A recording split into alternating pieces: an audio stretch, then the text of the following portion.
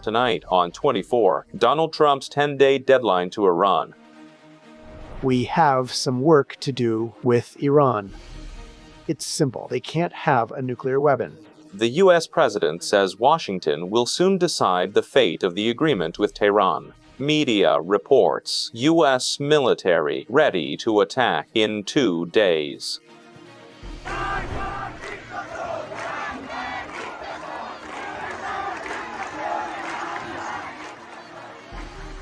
Strong slogans against the Islamic Republic continued at widely attended 40th day ceremonies across dozens of Iranian cities. The Gaza peace delegation meeting took place in Washington, attended by world leaders. Trump says Middle East peace is impossible with nuclear Iran. From Iran International, this is 24 with Fardad Farahzad. Hello and good evening to Iran International viewers worldwide. The U.S. president said an hour ago that Washington will find out in the next 10 days whether it can reach an agreement with Tehran or not. Trump warns that unless the U.S. reaches a meaningful agreement, bad things will happen. Meanwhile, senior U.S. national security officials informed Trump that the military is ready to launch an attack against the Islamic Republic starting Saturday in 2 days.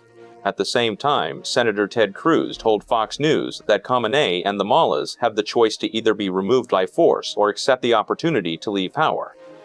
My colleague Mariam Rahmati joins us from UN headquarters. Mariam, it seems this time window is closing with each moment, and a confrontation is becoming increasingly likely. Fardad, that's right. Tensions between Tehran and Washington are now sensitive. Speaking at the peace delegation ceremony an hour ago, Donald Trump again harshly warned the Islamic Republic, stating that Iran must reach an agreement. Otherwise, bad things will happen. And he also emphasized that in the coming days, meaning within the next 10 days, according to him, it will become clear whether the path of diplomacy will yield results or if the military option will be implemented. Trump reiterated that Iran must never acquire a nuclear weapon and urged Tehran to join the path of peace. Let's watch part of Trump's remarks at this ceremony.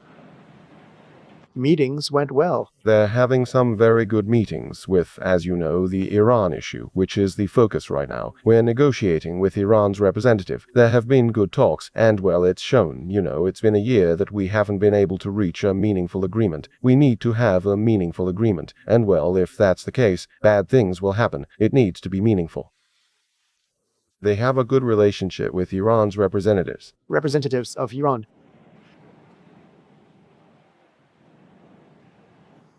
Fardad, these statements are made when the U.S. military posture in the Middle East has been unprecedentedly strengthened.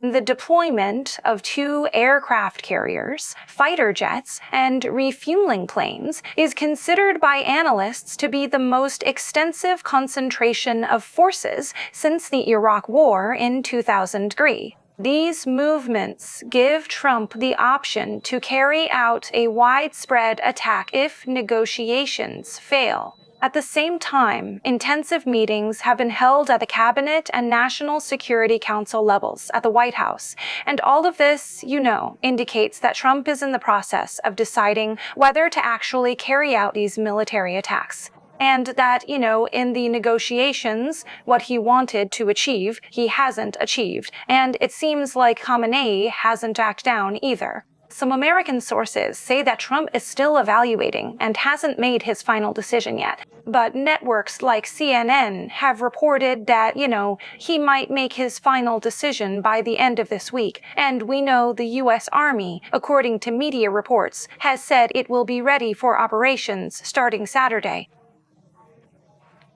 And in Israel, Israeli networks are reporting that all preparations have been made so that if the U.S. wants to carry out an attack, Israel will be ready to defend itself.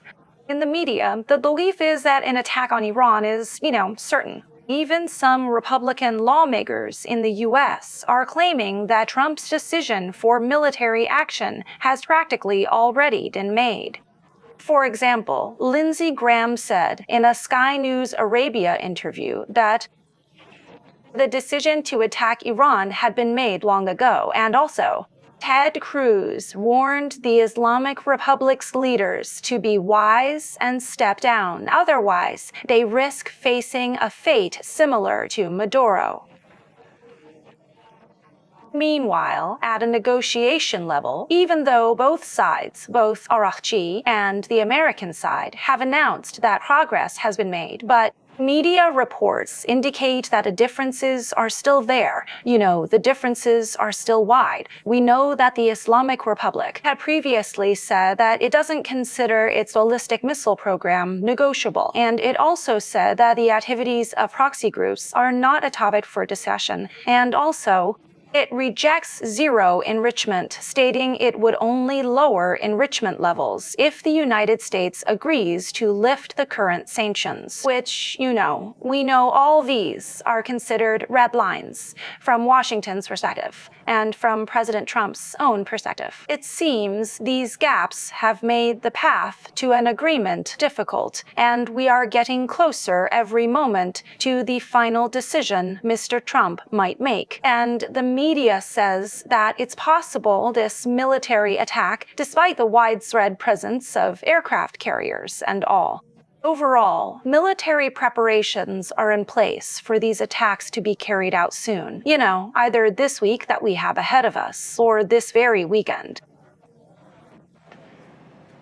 Thank you, my colleague Mariam Rahmati from the UN headquarters in New York. International relations expert Fardad Farahzad joins us from Washington. Ms. Farahzad, we've entered a point of no return. With heavy military deployment in the region and negotiations finding no common ground, many believe the countdown to war has begun.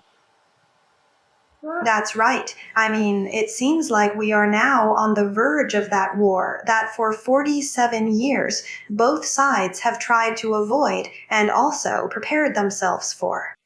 And for this reason, I think underestimating the will of each of these sides for survival on the part of the Islamic Republic in this war and for victory on the American side, that will should not be underestimated. This underestimation is a miscalculation with very serious consequences. We are on the verge of a conflict the world will likely watch. The issue of the Islamic Republic and Iran is not at the top of the news today.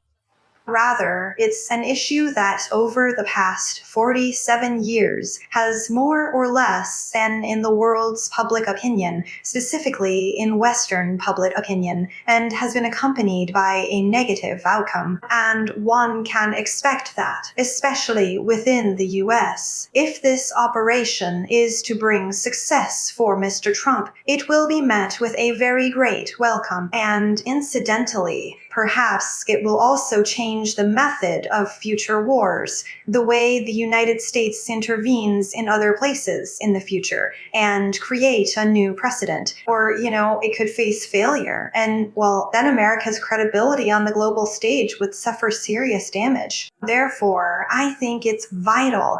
However, the Islamic Republic faces an existential threat, so we shouldn't underestimate what they will do to survive. Regarding the existential threat you mentioned, I find Senator Ted Cruz's remarks interesting. We know he is not in Trump's administration, but he remains an influential senator alongside Lindsey Graham. Mr. Cruz is talking about how Islamic Republic officials, he's basically saying they either leave peacefully or they leave through war. Even negotiations seem unlikely to yield significant gains for the Islamic Republic. The negotiation process was clear from the start. Mr. Trump is saying this. The Islamic Republic will either cease to be what it is, or change peacefully without military conflict. Accepting the status of a normal actor entails consequences, specifically the removal of a section of current politicians and military personnel. Or no, we'll come in there and turn it back into a perfectly normal system. Will wanting really equal being able to? We really don't know. Every day war doesn't happen, there remains a chance it never will, allowing the Islamic Republic to survive.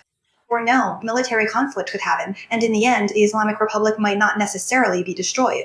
Therefore, I also agree with you that at least an influential and powerful segment in the United States wants the situation in Iran and the Islamic Republic to change and for it to become a normal actor in the international community. Mr. Trump's remarks today at his Peace Council regarding Gaza, Iran, and the Middle East indicate that he has a specific vision for the future fate of this region. And he has ideas, but, well, to implement these, the United States capability must be assessed, meaning it will be put to the test. And that's why I think it's really important. Because the conflict that's right in front of us and we're on its doorstep is testing America's credibility. I mean, right now, America, as someone who says, I'm a superpower, or I'm the superior power, and I want to maintain this, and America first, well, such a president is coming to engage with the Islamic Republic. And if he can't handle the Islamic Republic, then, well, China, Russia, and the rest of the world are watching. If they intend to establish new institutions, alliances, for a world order, failure here could have serious consequences. I want to compare it with Mr. Biden's administration. The way America withdrew from Afghanistan practically caused the rest of Biden's presidency to, well, that broken back just couldn't get up again. From then on, it changed, and he couldn't recover himself. Now, Biden's own issues were certainly involved too. This could also be a decisive point if it faces failure, if America faces consequences. During Trump's remaining 3 years, the Republican Party and America's credibility could face serious dangers. All of this means that they are likely entering with a very significant plan and power, and I think underestimating this resolve is also a mistake. Well, the Islamic Republic is doing a lot of saber-rattling against America right now, but after all, I'm sure the main decision-makers of the regime know how to do the math. Doctor, with America's heavy military buildup, why do you think the Islamic Republic is still taking this gamble? I know many might say they want to drag it into a war of attrition. America might get stuck in a situation where it eventually suffers casualties, and its regional forces, its allies, get hurt. After all, everyone knows the military capabilities of Iran and America aren't comparable. Why do you think Tehran is taking such a gamble? Look, what the Islamic Republic suggests, I mean, what we consistently hear in narratives from them, both political leaders and those close to the inner circle, is that ultimately, relying on power from the air through an air attack simply cannot bring about a real change in government. I mean, the Islamic Republic, even with a huge number of casualties, you could even say scorched earth. In the end, in this scorched earth, the Islamic Republic will remain as the governing power. Just like, for example, Hamas is still in Gaza, just like the Houthis are still in Yemen. And I'm not saying this because they're justified. And the situation is that, well, Iran is a country of this size. It's different from the Gaza Strip or Yemen. But this approach is what the Islamic Republic thinks, what its people think. And the other issue is that they have no other choice. I mean, they have to take on this risk, because if the other path is, well, to go to the negotiation table and surrender, and that surrender means ultimately giving up power completely. But on this side, there is a chance that at the end of a military confrontation, they will remain and still be able to effectively lead the country. So, well, when you don't have another way forward, you just have to go this way, you know? Thank you, Fardad Farahzad, international expert. The AP reports the U.S. Secretary of State travels to Israel next week to update the Prime Minister on Washington's negotiations with Tehran. Ynet reports Israeli officials conclude Iran might target Israel even if they abstain from a potential U.S. attack.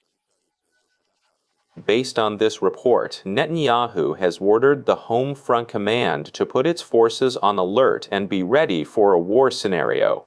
An hour ago, Netanyahu told soldiers that Israel will respond harshly to the Ayatollahs if the Islamic Republic attacks the country.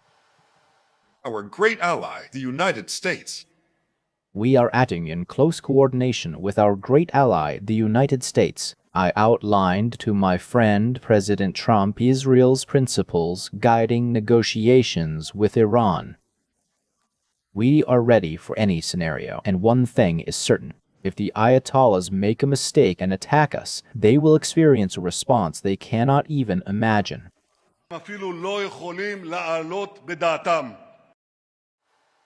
More details on the cooperation between U.S. and Israeli officials regarding dealing with the Islamic Republic from Babak Sagi, our correspondent in Israel.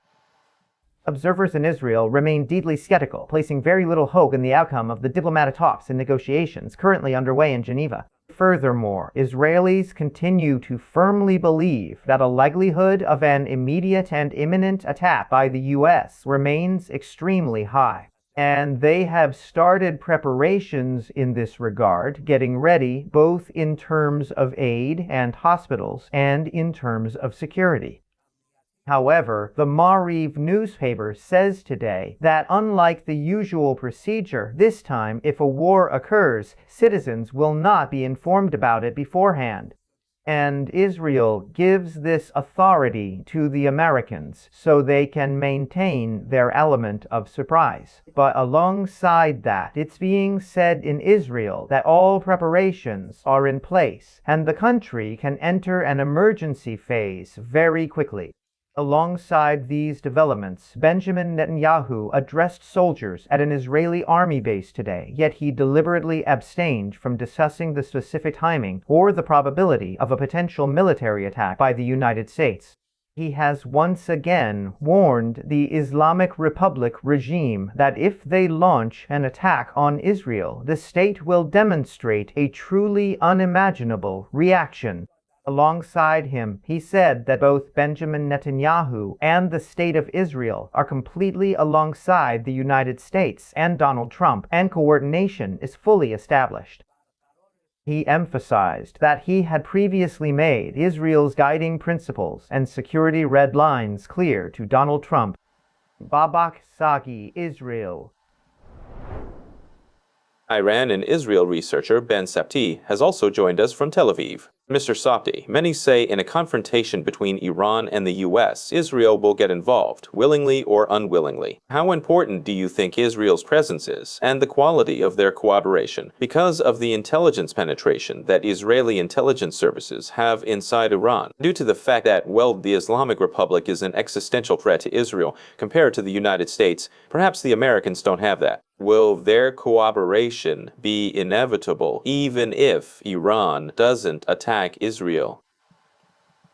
Hello and good evening to you and the viewers. Look, the intelligence, military, and operational cooperation between the two countries, Israel and the US, is very intertwined and, hand in hand and united. And those capabilities that Israel has, we've seen this over many, many years. Maybe like since the Six-Day War, for example, and the Yom Kippur War, where again, the US helped Israel a lot, and up until today.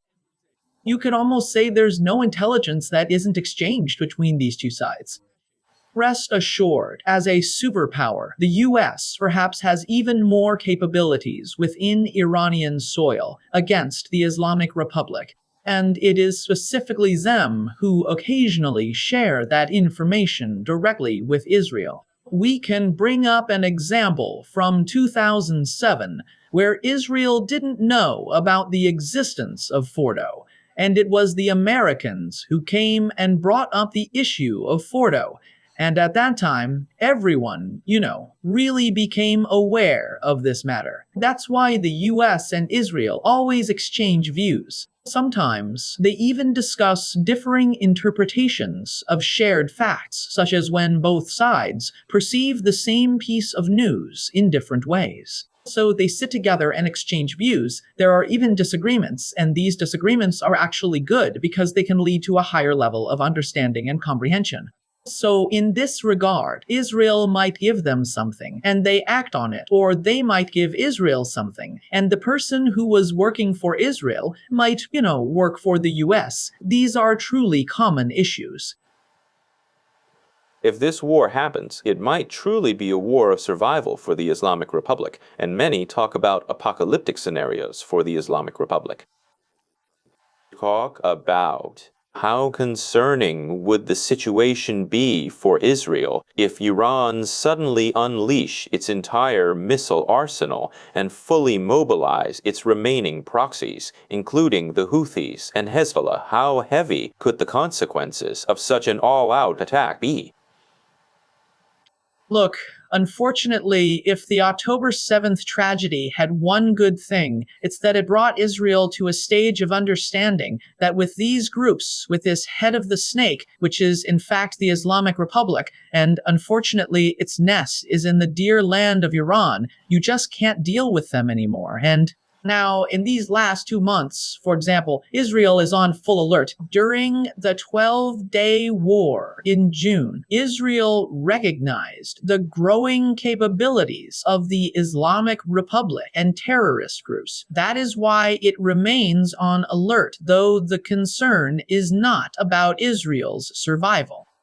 And they also see that the Islamic Republic threatens so much, makes so many AI videos about sinking US aircraft carriers, or like other issues, that it's actually clear that they are the ones who are scared. And, they want to ward off that danger from themselves by using propaganda and words. Furthermore, the news reports you broadcast on your channel indicate that they have actually gone, and much like Hamas, are now holding their strategic meetings within Iranian hospitals.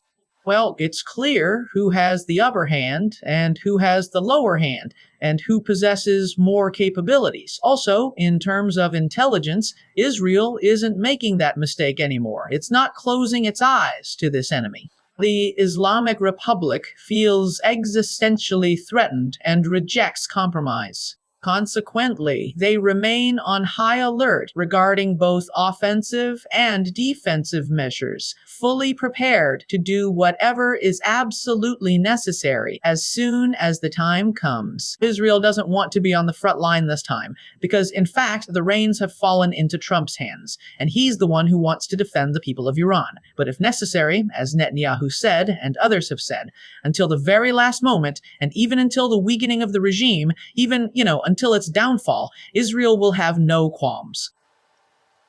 Thank you. Iran-Israel researcher Ben Sabti joined us from Tel Aviv. The U.S. president said an hour ago at a peace delegation meeting in Washington that peace suddenly broke out in the Middle East after the U.S. destroyed the Islamic Republic's nuclear capability, claiming that before this a black cloud hung over the region. Donald Trump also stated at this meeting that now is the time for Iran to join the peace process in the region, and the Islamic Republic cannot continue to threaten regional stability. And now our time has come for Iran to join us on this path that will be completed by their coming. If they come and join us, that's great. If they don't join us, that will also be excellent. It's just that the path will be different. They cannot continue threatening regional stability. They must agree. And if it doesn't happen, if it doesn't happen, well, it hasn't happened. Bad things will happen if they don't agree. If it doesn't. Correspondent Ardavan Bruzve reports from the Institute for Peace in Washington. Ardavan, tell us more about how prominent Iran's role was in this peace summit, both after the previous U.S. attack in the 12-day war and in any potential future confrontation. I must point out that despite Mr. Trump defining this summit by saying we seek a simple process named peace, he once again stated the Islamic Republic has to join something like the Abraham Accords. Furthermore, if they do not want to, it seems they will actually be forced to do so. Mr. Trump emphasized right here today that he is pursuing the added value of regional peace. In the new Middle East, Trump establishes that the Islamic Republic is forbidden from creating insecurity. During the summit, he cited U.S. B-2 strikes on the regime's nuclear facilities, emphasizing that these operations have guaranteed security for Arab nations in the region. He reaffirmed the correctness of this strategy, asserting that such actions remain essential for maintaining stability. In a way, I can say that given the increased level of U.S. military presence in the region, the increase in the number of aircraft, including this last group of 50 planes, and the second carrier group that Gerald R. Ford, it indicates Trump is explicitly inviting the Islamic Republic to reach a conclusion at the negotiating table. At this summit, he once again mentioned that good negotiations exist between the two sides. But if the Islamic Republic doesn't reach a meaningful agreement, bad things will happen. Trump emphasized elsewhere that nuclear weapons are his red line, insisting the Islamic Republic must not acquire them. He also mentioned elsewhere that with a nuclear Iran, peace in the Middle East will never take shape. Trump referred to this important point at the summit. Also, other positions that Trump has mentioned. With the collection of forces present in the region, he has emphasized that the Islamic Republic should not miss this final opportunity. I have to point out that, anyway, Mr. Trump's remarks up to this moment are that Trump is willing to not lose the chance in negotiations until the very last moment. The Jerusalem Insider, in an article today, coinciding with the Gaza peace talks, emphasized that it seems there's no way but this path of war because the Islamic Republic is not willing to accept any preconditions. They also strongly emphasize, just as the Wall Street Journal points out today alongside this very summit, that the entire spectrum of the United States' vast capabilities for war remains firmly on the table, signifying that absolutely no military options have been ruled out. But it seems overall the view is that Trump is making every effort to resolve issues at the negotiating table with less cost, in a way that's less expensive than starting a full-scale war against the Islamic Republic. We remember that Mr. Vance, after Tuesday's negotiations, also emphasized that the Islamic Republic still hasn't been able to cross America's red lines and those points, meaning in fact to reach an agreement and resolve them for the international community. With today's summit, Trump reiterated that if the Islamic Republic fails to negotiate correctly, its date must be decided and a final conclusion reached within the next 10 days. Trump, as always, hasn't spoken clearly about what will happen after 10 days, but referring to his remarks, it seems he means that the U.S. might resort to another method to settle the Middle East peacefully and calmly. Thank you, Ardavan Ruzbe, from the Institute for Peace in Washington, D.C. The Council of the European Union designated the Islamic Revolutionary Guard Corps as terrorists. This decision followed the political agreement by EU foreign ministers at last month's meeting. Therefore, the IRGC resolution faces anti-terrorism sanctions, freezing assets and ties in member countries. More details in Nilufar Ibrahim's report. Following the Council of EU Ministers' decision approximately 20 days ago to designate the IRGC as a terrorist organization, the European Council has now officially added the Islamic Revolutionary Guard Corps to its list of terrorist groups. The IRGC has now been added to a list where it stands alongside ISIS, Al-Qaeda, Hamas, and the Palestinian Islamic Jihad group, effectively placing it in the same category as these other major entities. This means that assets of the IRGC and its affiliates in the European Union will be frozen, and all financial relations with the group are prohibited. From now on, the European Union can also impose anti-terrorism sanctions against those who are members of this group under this very list. So, the European Union says that its list of terrorist groups now includes 13 individuals and 23 entities. We know that the European Union had for a long time refrained from including the IRGC on its list of terrorist groups. However, after the bloody massacre in January, it finally agreed to add the IRGC to its terrorist list to show that the Islamic Republic's crimes won't go unanswered. In Iran, 40th day ceremonies for killed protesters are being held with large numbers of people attending. Despite heavy security, attendees at many of these ceremonies are chanting strong slogans against Ali Khamenei and the Islamic Republic. At the same time, many of these ceremonies are being held far from the usual mournful atmosphere. Long live the Shah!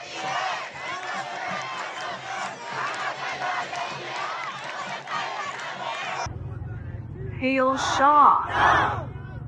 Hail Shah! Shah forever! Long live Shah! Long live the Shah!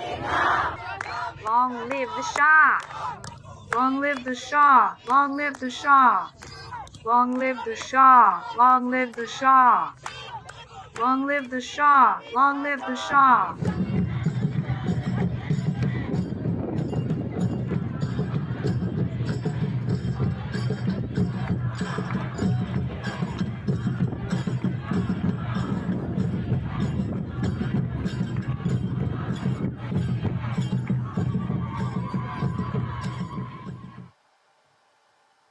A similar atmosphere marked Behnom Izadi and Mohammad Ahmadi's 40th day ceremonies in Rabat Mohammad Sani.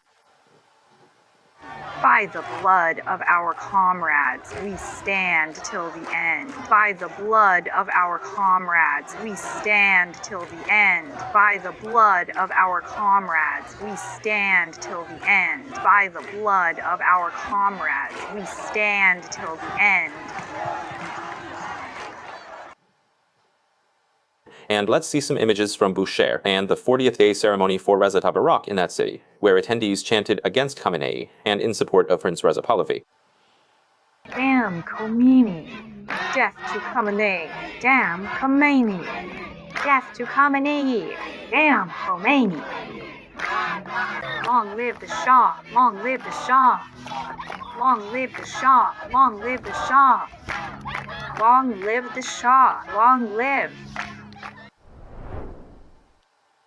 Jamshid Barzagar, a journalist and political analyst, joined us from Toronto. Mr. Barzagar, it's amazing that after such an unprecedented massacre, mourners show the courage to chant political slogans against the government or in support of Prince Reza Pahlavi at the funerals of their loved ones. And second, that we don't see that traditional mourning in many cases. They're clapping, they're dancing. We see an atmosphere of joy, which is really a very strange, interesting, and striking contradiction. Yes, Mr. Farzad, you are absolutely right. These 2 points are clearly evident. But don't forget the Islamic Republic's all-out war against the Iranian people for nearly half a century. Not just the living, not just the fighters and protesters, but also the fallen and their graves have been one of the main battlegrounds. From the Islamic Republic's establishment in the 60s until today, we have always faced this issue. I mean, there are nameless graves, mass graves, and the preventing and hindering of funeral or memorial services for those individuals killed by this regime. Even gravestones not being safe, them being broken. It has always shown that the issue of the fallen and their graves and the ceremonies related to them has been one of the battlegrounds of the Islamic Republic with the people. This is emphasized in many reports on human rights violations. I mean, preventing the right to mourn, or the right to access the bodies of the fallen and hold ceremonies befitting their dignity and, well, the human dignity of citizens. But this time, considering this horrific massacre, which has been unprecedented in Iran's history, specifically what happened on January 8th and 9th, given the widespread number of fallen, we see that burial and 40th day ceremonies naturally evolve into a continuation of the protests, effectively turning these commemorations into extensions of the movement. The more important point, as you mentioned, is actually a change in nature that we're seeing deep within society, in the deepest layers of society, in different parts of the country, that those common religious practices, which, especially in recent years, had taken on a very governmental flavor, are being pushed aside. If you recall, at one point, the late Majid Reza Rahnavard on Islamic Republic television before his execution spoke about not wanting the Quran read for him and wanting people to celebrate at his grave. We're seeing this has turned into a widespread practice in Iranian society, indicating a change in Iran's value system. I mean, those religious values have been completely pushed aside, considered aligned with, and, well, endorsing or even creating the regime's repressive and brutal behaviors. And in contrast, the people, as Hafez says, under the sword of his sorrow, one must dance and go. They turned this morning into an arena for the continuation of protests against the Islamic Republic. Mr. Barzagar, stay. Replaying another part of the ceremony. We have images of Ali Abbasi's 40th day ceremony in Gilan Garb and Erfan Azorde in the city of Babel.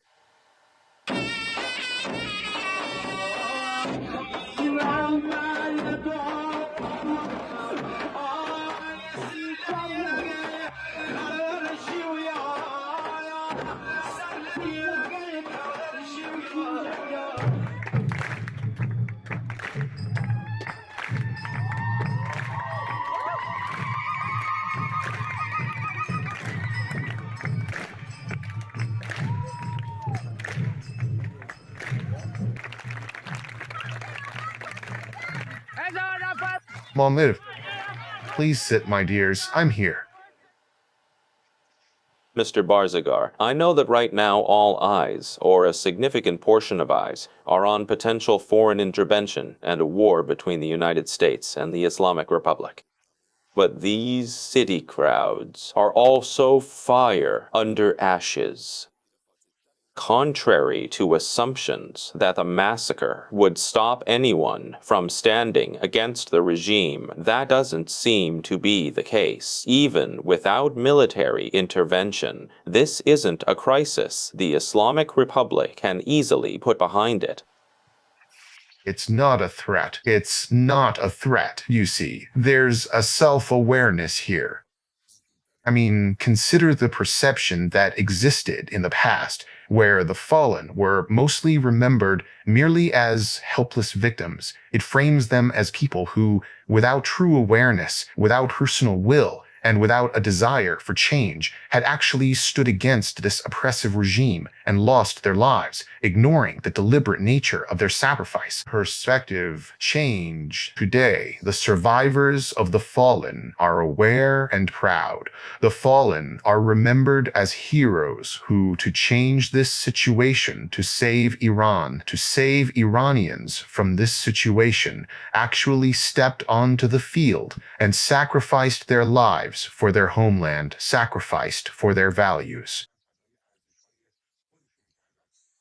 These slogans and ceremonies are actually something even far beyond fire under ashes, despite the fact that these people experienced the most severe, darkest, and widespread crime in Iran's history less than 2 months ago on the 8th and 9th of January. We see that this level of savagery has not shaken the people's will for a fundamental change in this situation, but it has actually made them more determined than ever. They've gathered their resolve to not only free themselves from this religious dictatorship, but fundamentally to change their outlook on life. their outlook on the world. The intended goal is to fundamentally transform the core beliefs and principles that guide them. The components of the Islamic Republic have accumulated over centuries, and today we see its essence in the established Vilayat-e-Faqih Shiite culture. However, society is completely rejecting these things, and at the same time, it is shouting out its new values. All of this shows that regardless of what happens on the diplomatic front, or whether a war breaks out in the next month or two or not, the Islamic Republic cannot escape the huge catastrophe it has caused, that unprecedented massacre in Iran's history against unarmed people who had used their right in the most peaceful way possible to express their demands, who had come to the streets that belonged to them and shouted their words. It cannot, escape such a crime. It cannot remain immune from facing severe punishment and retribution, nor simply free itself from the consequences. This solemn ceremony demonstrates that for the people, nothing is truly over, as the fallen remain vividly alive in their collective memory and minds. And actually, they are a driving force for punishing the perpetrators and masterminds of this crime and turning it into a part of our collective Iranian conscience so that they don't allow such catastrophes and crimes to happen again in the future. Mr. Farahzad, without generalizing Iranians, it is clearly evident from the images being broadcast out of Iran that a part of society is angry. Anger at the Islamic government has seemingly extended to Islamic beliefs. I've probably said this on other occasions, but truly, besides the Taliban and the Vatican, we really don't have another theocratic government like the Islamic Republic in the world right now. If the Islamic Republic truly falls, what consequences do you think this nearly half-century of religious rule over a nation as great as Iran will have? Look, really, Mr. Farshad, this issue isn't just anger. In my opinion, there's awareness. We witnessed this confrontation during the Woman, Life, Freedom Revolution, involving the ruling value system and its fundamental basis, the formation of the Islamic Republic and the perspective that promotes this type of government or seeks its survival, is being denied. This too has a history far older than the Islamic Republic's 50 years. In past centuries, we witnessed the presence of clerics and that kind of perspective in, the sphere of power. Although the constitutional revolution curtailed their influence in public, social, and political life, removing their role in the judiciary, education, and regulating transactions, modern institutions arrived to replace them, effectively taking over these areas of societal management. But unfortunately, after the 1979 revolution, the counterattack launched by the Shiite clerics actually led to all these public spheres once again falling under their control. These caused a massive reaction. That's why I mentioned that, in fact, the overthrow and toppling of the Islamic Republic is something far beyond just toppling a political system. What will happen in Iran's future is a re-evaluation of people's relationship with rituals and beliefs and reaching a new understanding that will pave the way for and necessitate, living in the modern and new era. Thank you, journalist and analyst Jamshid Farahzad. And thank you for being a viewer of tonight's 24 program. You can also watch this program a little later on Iran International's YouTube channel. I should also mention that this program will be available a few hours later with English, Hebrew, and Arabic audio, effectively allowing you to share the content with friends who do not speak Farsi. Thank you for joining us. Until next time.